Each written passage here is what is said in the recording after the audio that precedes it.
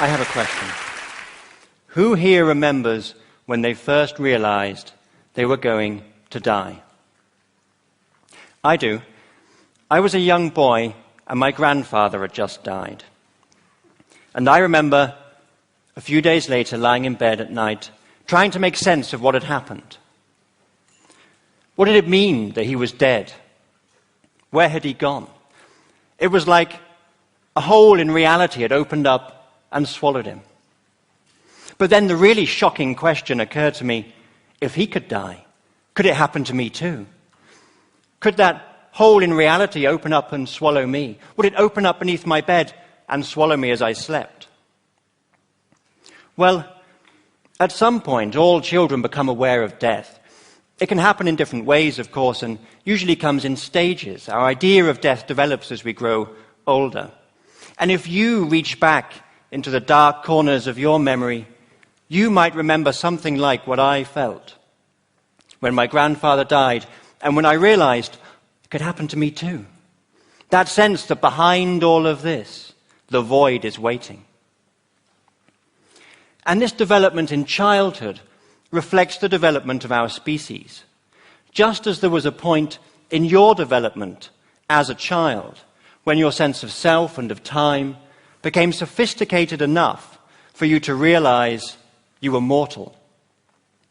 So at some point in the evolution of our species, some early humans' sense of self and of time became sophisticated enough for them to become the first human to realize, I'm going to die.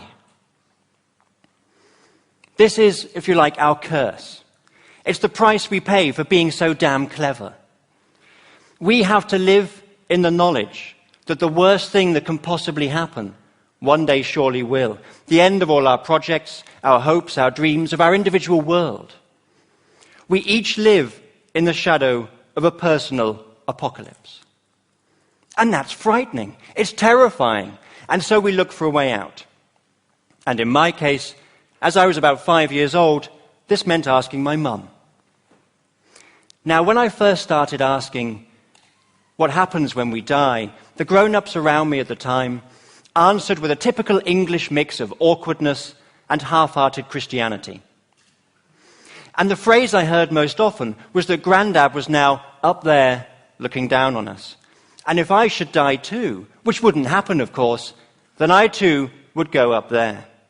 Which made death sound a lot like an existential elevator.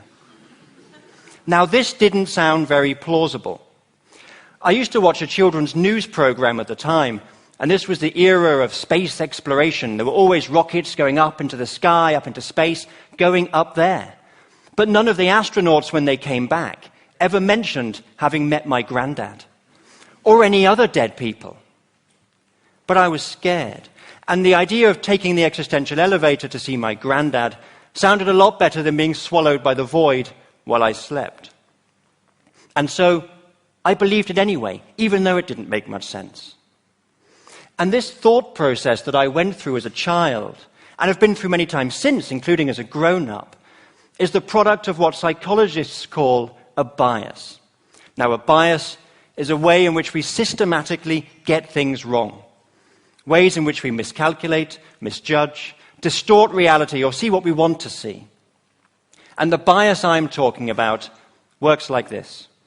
Confront someone with the fact that they are going to die, and they will believe just about any story that tells them it isn't true, and they can instead live forever. Even if it means taking the existential elevator. Now, we can see this as the biggest bias of all. It has been demonstrated in over 400 empirical studies. Now, these studies are ingenious, but they're simple. They work like this. You take two groups of people who are similar in all relevant respects, and you remind one group that they're going to die, but not the other. Then you compare their behavior. So you're observing how it biases behavior when people become aware of their mortality. And every time you get the same result. People who are made aware of their mortality are more willing to believe stories that tell them they can escape death and live forever. So here's an example. One recent study took two groups of agnostics. That is, people who are undecided in their religious beliefs. Now, one group was asked to think about being dead. The other group was asked to think about being lonely. They were then again asked about their religious beliefs.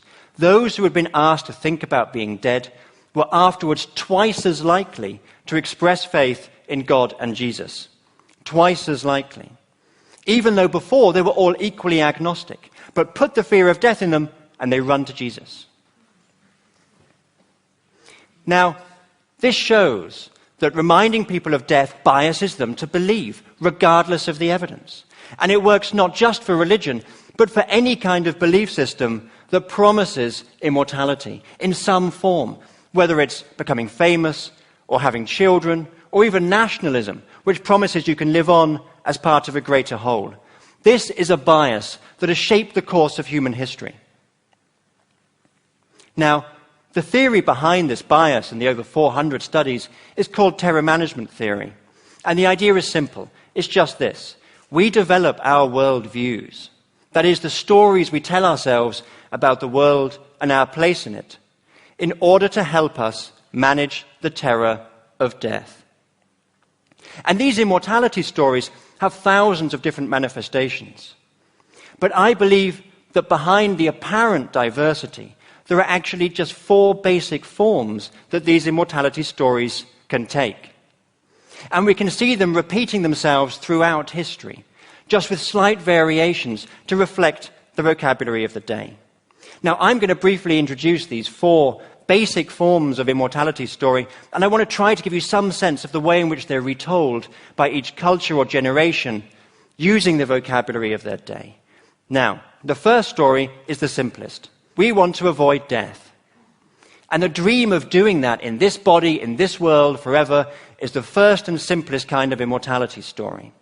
And it might at first sound implausible, but actually almost every culture in human history has had some myth or legend of an elixir of life, or a fountain of youth, or something that promises to keep us going forever.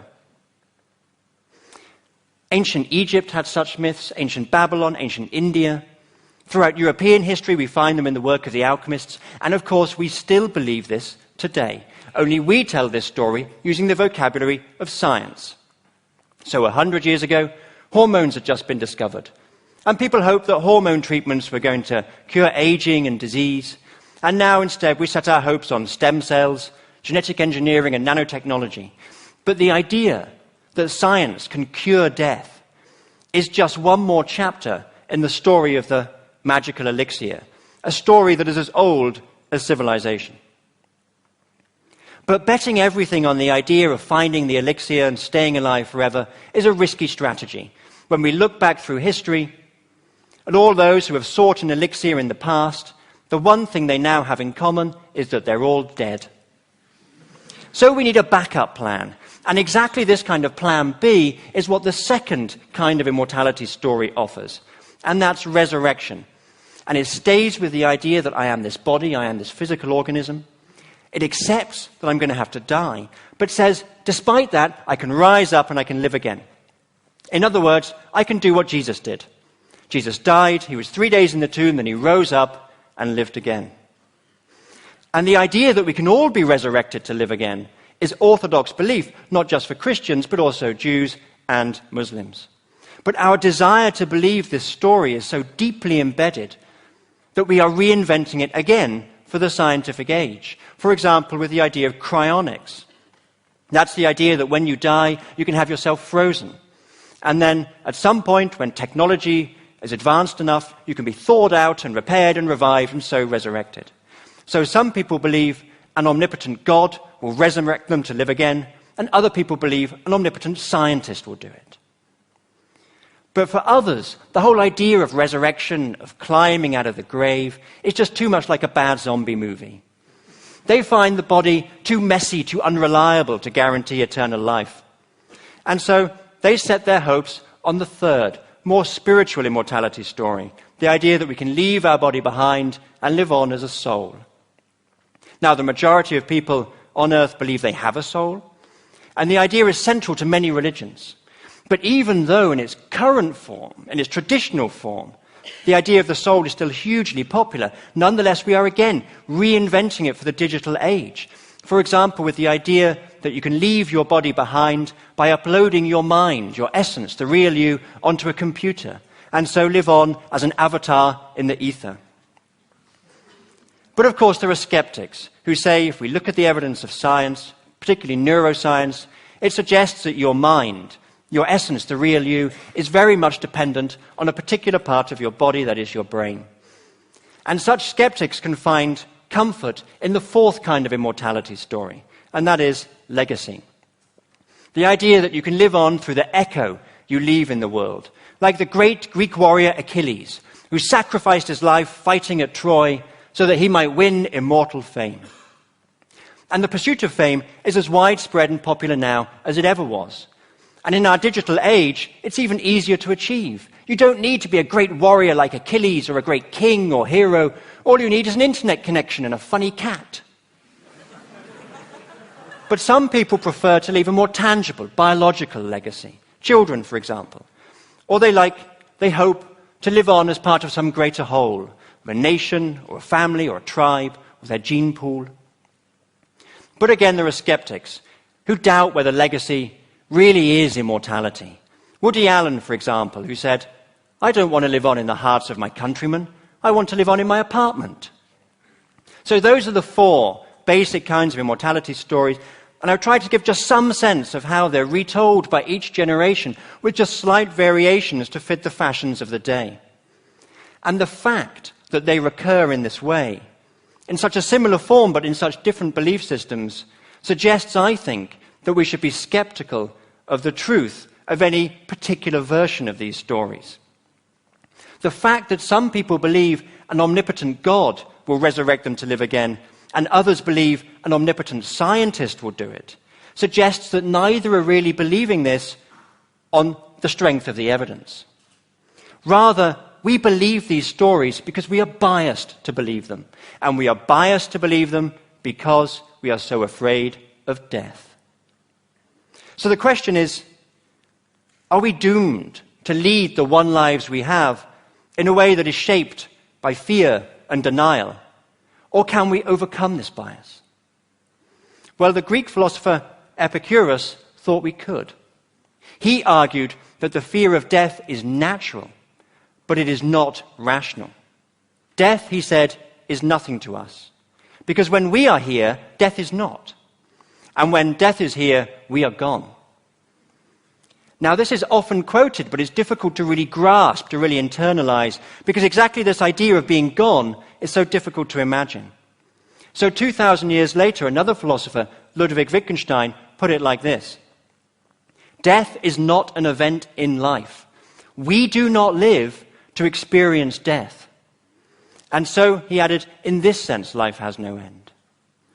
So, it was natural for me as a child to fear being swallowed by the void, but it wasn't rational, because being swallowed by the void is not something that any of us will ever live to experience.